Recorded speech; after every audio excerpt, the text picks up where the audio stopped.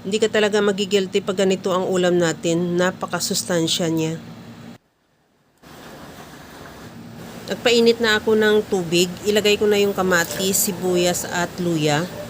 Pakuluan lang natin yan at isunod na rin natin ilagay yung isda. Bali 2 pirasong isda. Hindi ko kilala kung anong isda ito. Pero presko siya kaya yun ang nabili ko. Timplahan na rin natin ng asin at paminta.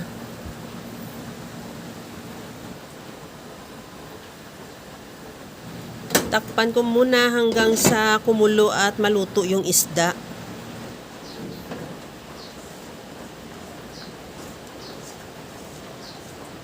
Pagka ganitong luto na yung isda, ilagay ko na yung gulay. Bali, mayroon ako ditong okra at siling green.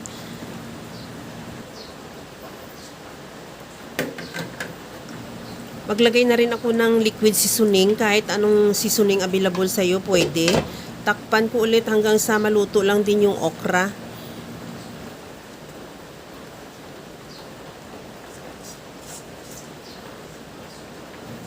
Sa puntong ito, luto na rin yung okra. Maglagay ako ng calamansi juice or lemon kung pwede, kung mayroon ka. At ilagay ko na rin yung sibuyas dahon o yung murang sibuyas.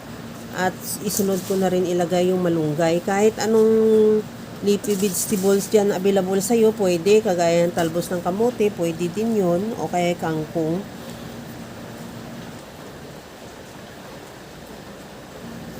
Ihalo lang hanggang sa maluto lang din yung malunggay.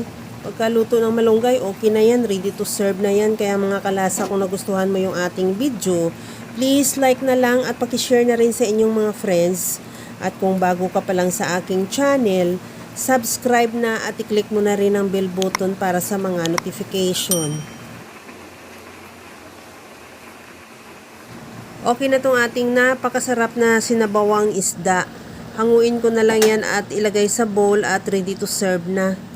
Hanggang sa muli mga kalasa. Thank you for watching. Bye-bye!